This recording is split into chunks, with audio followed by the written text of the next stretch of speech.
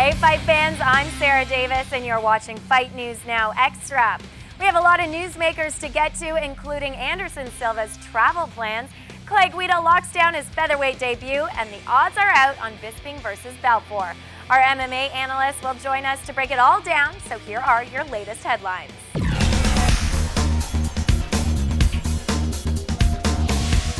UFC 154 is just a little over a week away, and middleweight champion Anderson Silva plans to be there cage side for the fight between George St-Pierre and Carlos Condit. Dana White said Silva will be cheering on GSP, and if he wins, Silva will challenge him to the much talked about super fight. The UFC on Fox 6 card just keeps getting better and better. After getting booed for his lightweight bout against Gray Maynard on UFC on FX4, Clay Guida will be making his featherweight debut at the Fox event in Chicago. He finds a 145 opponent in submission specialist Hatsu Hiyoki, whose 6-fight winning streak was snapped by Ricardo Lamas earlier this year. Strikeforce's Josh Barnett has one fight left on his contract and is expecting to be on the promotion's January mega card, which will air on Showtime. There's no rumored opponent, but here's what Barnett had to say about another fight. I do know that I'm looking forward to fighting sometime in January for Strikeforce and giving all the fans that have been following me on Showtime and Strikeforce exactly what they expect.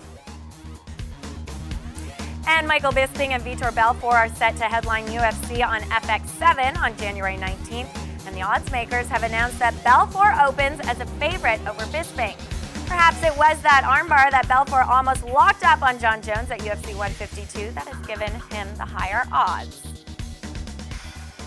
Now let's see what our MMA panel thinks about that. It's over to John Pollock, John Ramdeen, and Robin Black. And guys, your take on the odds for Belfort-Bisping. How about the odds this fight doesn't even happen in January and someone gets injured? No, mainly Vitor. No, it's not. Mr. Glass himself. No, what are you talking about? Vitor Belfort is one of the never gets pioneers of mixed martial arts. Look, we've seen him not pull out of fights more than we've seen him pull out of a fight. So I think this fight with Michael Bisping, it's a fight that he's going to get up for, he's going to be motivated for, because he wants that rematch with Anderson Silva, and the way to do that is to make quick work of Michael Bisping. But the Which odds is makers, not going to happen. Yeah, well, the odds makers have been huffing glue, clearly, for him to be a 2-1 favorite, because Michael Bisping has got better and better. He's very good everywhere. For some reason, if you're going to take odds on this, take these odds, take these American odds. Go over in Britain, they won't be giving you these odds. The fact of the matter is, Michael Bisping has been knocked out one time.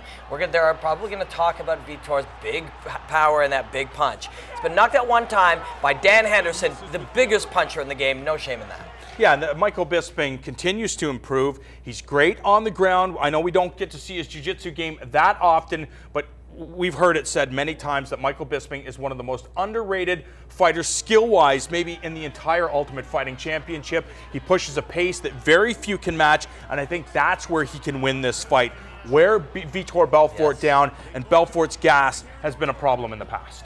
Let's look ahead to Bellator 80. It's coming up Friday night from Hollywood, Florida. It's the return of Joe Warren fighting back at 135, stating that he found out against Pat Curran he is not designed for 145, even though that's where he's had the most success in his career. He's lost 2 of his last 3 with that lone win, a fight I thought was criminal that Marcus Galvao did not get that decision. Where does Joe Warren stand right now? Just turned 35 years old last week. Well, first of all, that's a tough way to figure out you don't belong at 145, getting your lights knocked out. That was just negligent on so many levels. Yeah, there's some bad refereeing. I mean, just the guy got hurt, and you're right. He's a 35-year-old man. He's got all kinds of skills. He started exciting in the sport, but 135 is the place for him. He's got a lower-level opponent. You have to go in there, be dominant, and start your career again at 35. And John, I don't think this is necessarily going to be the test with Owen Evinger of where Joe Warren fits in at 135. No, I think Joe Warren, his role in Bellator is he's an entertainer. He comes, he talks some smack, he creates interest for the promotion,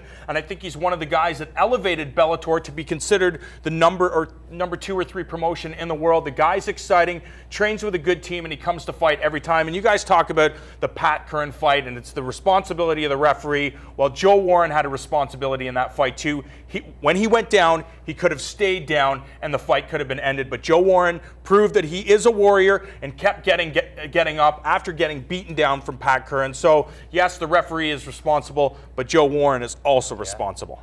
We look over to the featherweight semifinals. Wagner Fabiano taking on Rad Martinez, and the winner of this fight gets a date with Shabalat Shamalayev, who looked like an animal last Friday at Casino Rama. Yeah, I think for Wagner Fabiano, you know what type of game you're going to get. You've got a Novo União black belt, going to quickly try to make this fight down to the ground. But Rad Martinez, explosive athlete, solid takedown defense, is going to want to exploit the Brazilian stand-up Make game. him wrestle, I think. Yeah, and I think that's what it's going to come down to. Try to wear. We've seen that game from the Americans. They wear out the Brazilians because they're not really, not that they're not known for the conditioning, but that's a weakness that we've seen in a lot of Brazilians' games. The Americans, they push the pace, they come in well prepared conditioning-wise, and I think that's what we're going to see from Martinez. Hey, man, I think Wagner's going to take this fight. Wagner is 2 steps away, this fight and one more from where he wants to be. And Wagner Fabiano has been a top 10 level guy for many years until recently. He is a great, great fighter, and when he can smell it and he can taste it like he can right now,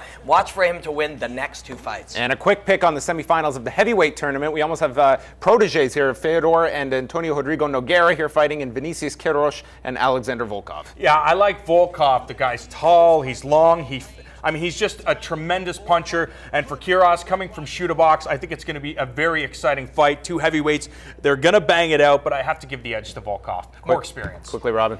It's going to be a great weekend of fights. And Bellator right now just had the most viewers they've had in a long time, and they're really taking off. Back on over to Sarah Davis. All right, thanks so much for all of that, guys. And we are all getting psyched up for UFC 154 because next week we're bringing you a ton of live coverage, including the pre-fight presser and weigh-ins, and Pollock will have the latest interviews from Montreal. So get set for UFC 154 coverage all next week on Fight Network. Now coming up next, we hear from Faraz Sahabi at TriStar Gym.